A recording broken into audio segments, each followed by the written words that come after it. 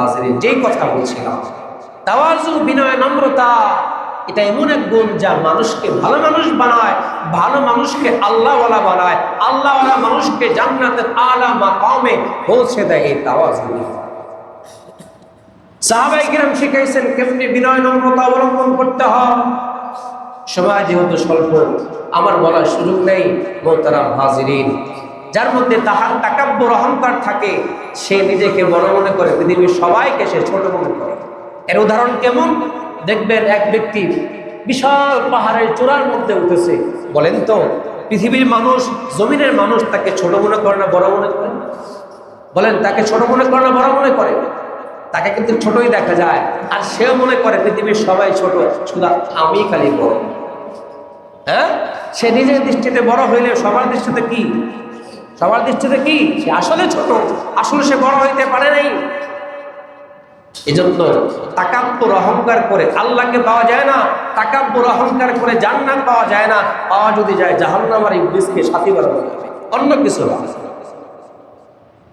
এজন্য আপনি আল্লাহওয়ালা চিনবেন কেমনে? ভালো মানুষ চিনবেন কেমনে? যার কথা, কাজে, কর্মে বিনয় নম্রতা যত বেশি, সে তত বড় আল্লাহওয়ালা। বড় পাগড়ি লাগাইলে, খতিব সাহেব হইলে, সভাপতি হইলে সে আল্লাহওয়ালা হয়ে যায় না। আল্লাহওয়ালা হওয়ার জন্য বিনয় নম্রতার গুণ থাকতে হয়, যেমনটি নবী সাহাবায়ে কেরামের মধ্যে ছিল। দুইটা ঘটনা বলে শেষ করব। নাম্বার 1, কাসেম নানুতুবী রহমতুল্লাহি আলাইহি। তিনি হলেন দারুল দেওবন্দের প্রতিষ্ঠাতা। ইংরেজদের বিরুদ্ধে জিহাদ করেছেন। ইংরেজ সরকার তার বিরুদ্ধে গ্রেফতারি পরোয়ানা জারি করেছে। কত বড় নেতা! বিশাল বড় নেতা, যার বিরুদ্ধে গ্রেফতারি পরোয়ানা জারি হলো, কাসেম নানুতুবীকে গ্রেফতার করো। দিল্লির পুলিশ ছুটলেন কাসেম নানুতুবীকে গ্রেফতার করার জন্য। লোকদেরকে জিজ্ঞাসা করলেন, কাসেম নানুতুবী কাহার হাতে?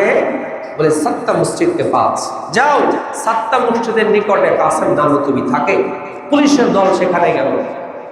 পুলিশের দল যাওয়ার পরে দেখে এক ব্যক্তি গায়ের মধ্যে গেঞ্জি, পরনে লুঙ্গি, গেঞ্জিটার বেশি দাম নাই, লুঙ্গিটারও বেশি দাম নাই।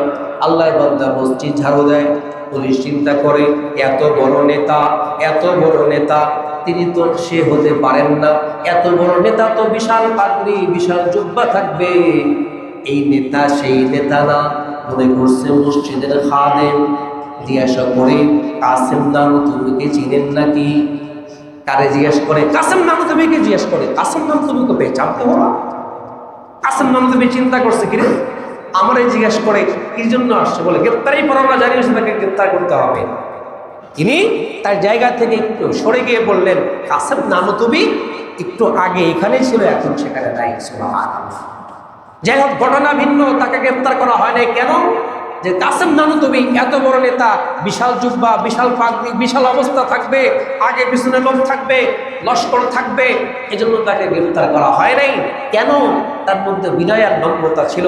কাসেম নানুতুবী বলেন, যদি আমার নিকটে ইলম, আল্লাহ তাআলা কিছু ইলম দিয়েছেন, এই ইলমের যদি ইলজাম আমার উপর না থাকতো, আমি এমনভাবে নিজেকে মিটাই দিতাম, জগতের কোন কাসেম নানুতুবীকে চিনতে পারত না। সুবহানাল্লাহ।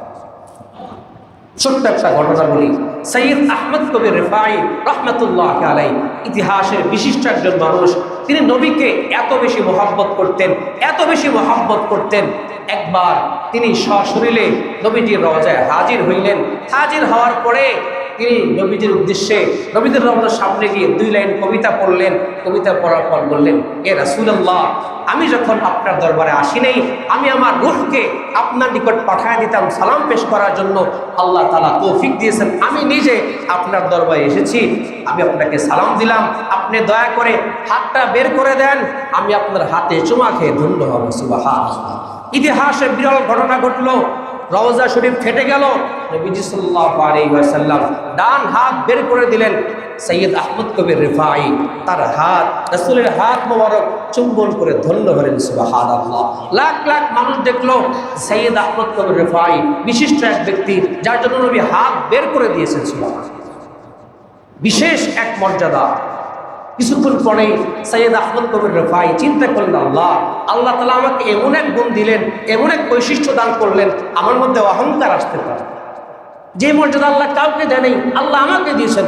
আমার মধ্যে অহংকার আসতে পারে। তিনি পরক্ষণেই মসজিদ নববীর চৌকাঠের নিচে শুয়ে পড়লেন আর মানুষকে বললেন, তোমরা সবাই আমার শরীরের মধ্যে ডিঙ্গে ডিঙ্গে পাড়ায় পাড়ায় যাও, যেন আমার মধ্যে অহংকার বাকি থাকতে না পারে। সুবহানাল্লাহ। ছোট্ট করে একটা কথা বলে শেষ করি। এই সৈয়দ আহমদ কবির রিফাঈ একবার ওই যে জমির আইল, চিকন আইল দিয়ে যাইতেছেন, উনি যাইতেছেন, আরেকবার দিয়ে কুকুর আসে, কুকুরের সাথে ওনার সাক্ষাৎ হলো, মোলাকাত হলো। আল্লাহ তাআলা সৈয়দ আহমদ কবির রিফাঈর জবান, দিল খুলে দিলেন। কুকুরের সাথে তিনি কথা বলা শুরু করলেন। কুকুরকে বললেন, কুকুর তুমি নিচে নামো। কুকুর বলে, আমি নামবো কেন? তুমি না অনেক বড় আল্লাহওয়ালা। আল্লাহওয়ালাদের সিফাত হলো আল্লাহওয়ালারা নিজেকে ছোট মনে করে, সবাইকে বড় মনে করে। তুমি আমার কুকুর মনে করতেছো, তুমি নিজে নিচে নাও। কাকে বলে? কুকুর বলতেছে সৈয়দ আহমদ কবির রিফাঈ। সৈয়দ আহমদ কবির রিফাঈ বলেন, আরে কুকুর, তুমি তো কুকুর, আমি তো মানুষ, আমার নামাজ পড়তে হয়, নিচে নামলে আমার কাপড়টা নষ্ট হবে, ধুইতে হবে, তার চেয়ে তোমার তো নামাজ পড়তে হয় না।